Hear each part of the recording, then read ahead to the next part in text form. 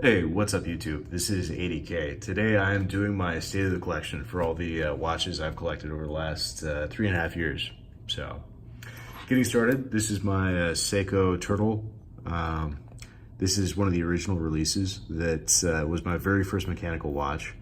And it came with a ton of defects, and I got to personally fix them myself. So that was my way that I learned a lot of, not just adjustment, but popping out the bezel, realigning it, making sure all the seals work, all the rest of it. So I had a ton of fun with this. The bracelet's actually really terrible on these. The diver extension will dig right into your wrist. So I switched it out for the new Seiko rubber, which is actually insanely good. And so far it's one of my go-to watches. So I've had this since early 2016, still going strong, running about plus 2 seconds, and definitely one of my favorites. Don't think I'll ever get rid of it.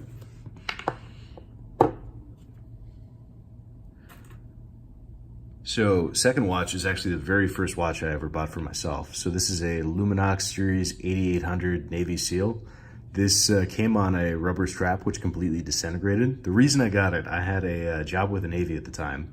And to fit in, I thought I'd get a Luminox because that's how you fit in with people, is by having normal fashion cues. But this was definitely one of my favorites. I bought it all the way back in 2011. Changed the battery out 2 times. The dial is actually starting to fade now, mostly because it's cheap plastic and I didn't know any better, so I bought a Luminox. But swam with it several times. Definitely one of my most worn watches ever. Thought I lost it for a while, and found it in the pit of a box when I moved apartments. So tritium dial. The tritium is actually aged a bit, so it's not as bright as a new tritium watch. But altogether, one of the oldest ones I've had, and my first real introduction to wristwatches.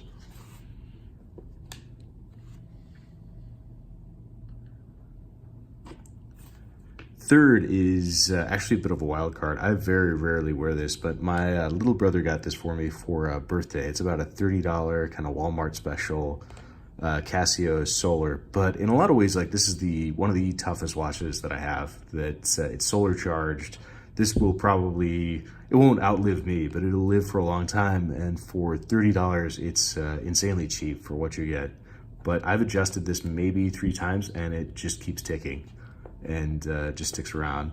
One of the problems that I have with this is that the case back is slightly cheaper metal, so my skin's a little bit more sensitive to nickel. And if I go running with it and have a lot of sweat, it will actually start to burn a little bit. So that's a reason I don't wear this watch as often, but I break it out every month or so when I go for a workout and want to do something completely different. And it has a ton of sentimental value. I've had this for several years, and it's definitely a thing for me for me and my brother to exchange watches every birthday and every other holiday. So this has a lot of personal value.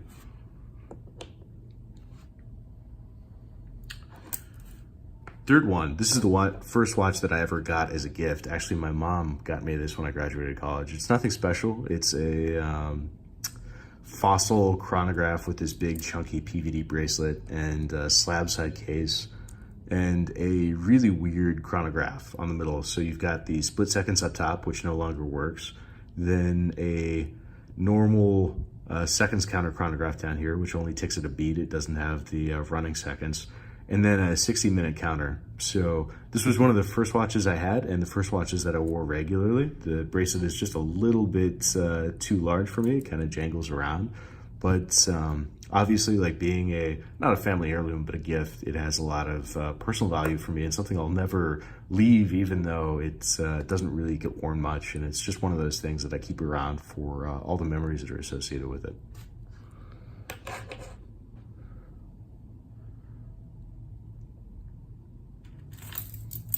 Now we get into the good stuff. So this is my SKX. I actually rebought this this year, but this is the 5th SKX that I bought.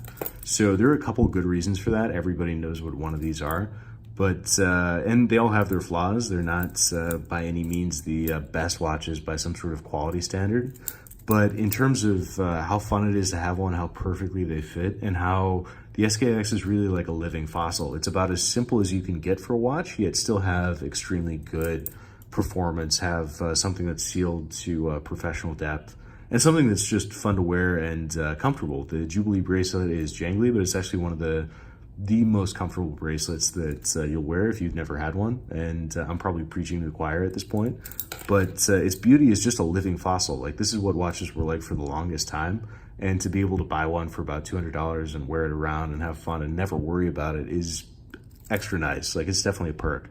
And this is one of those watches that half the times I bought it as a gift and actually swapped the movements out with a couple of these to give them as gifts as something a little bit more custom. So, ton of fun, worth having if you've never had one.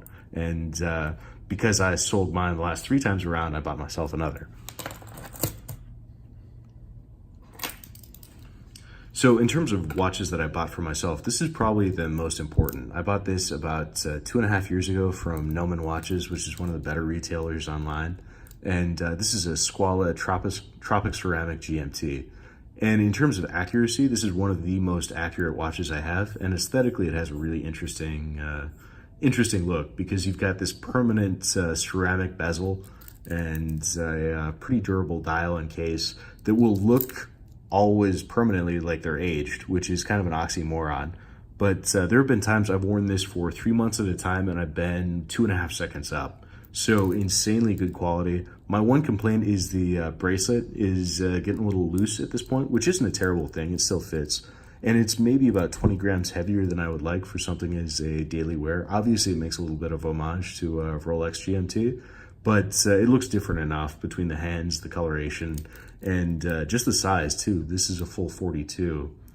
But really, in terms of performance, sealed to 30 Atmos and ceramic bezel, great accuracy, GMT function, working unidirectional bezel, not really a big deal since you don't turn it enough for a bidirectional bezel to be that useful.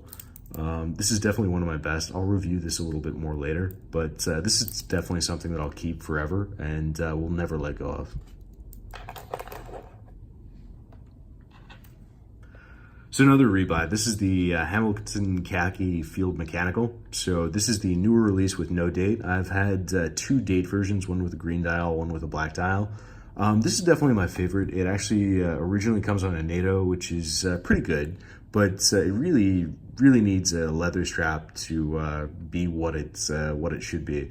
I love no date dials and I love hand wound watches, so this is really, as a purist approach, one of my very favorites, and definitely something that doesn't suffer at all from not having a date on the dial. So I bought this recently, just this last few months, and this, I think, since I've rebought it a couple times, I know what I want and I know what I have, and I think this is a keeper as well.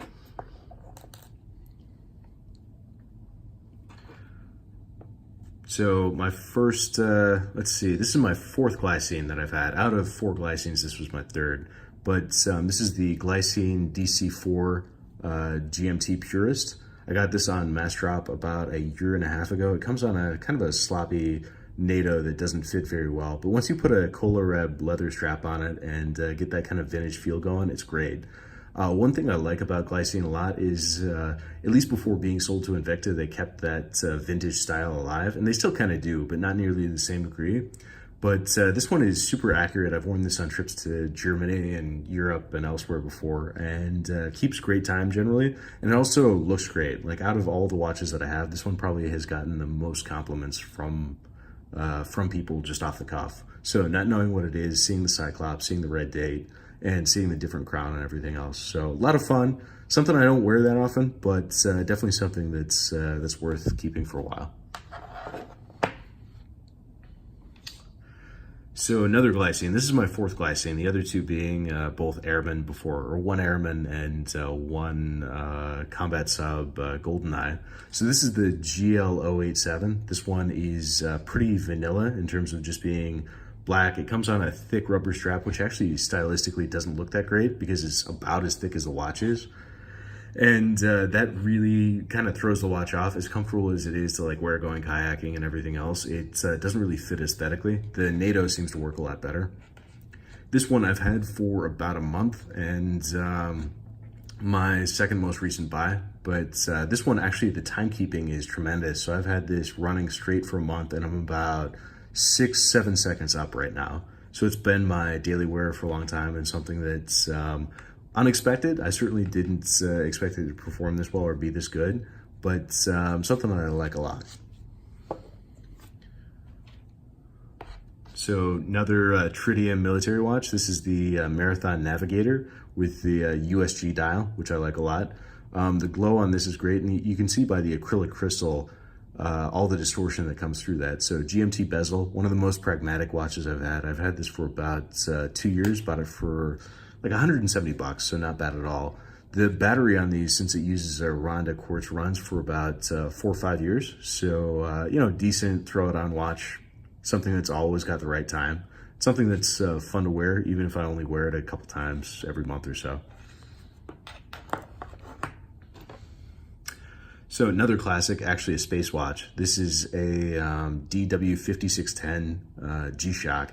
This is probably, in terms of, you know, price, accuracy, all the rest of it, one of the best watches ever made. You imagine fitting all the things that a, you know, a Lange & Söhne or a Patek would do into a little quartz movement, and something that you can wear anywhere, get beat up. It always looks good. This is definitely great, and it's probably my most worn watch, and then I wear it when I go for a run, go lifting, or whatever else.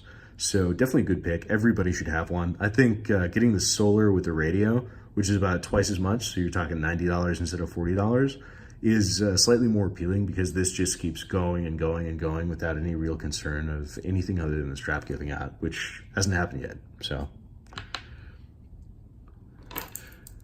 okay, now we're into luxury time. So this is my Omega Speedmaster. I got this last year. This one actually has a story. This one used to belong to an Air Force pilot. It was bought on base in 2007.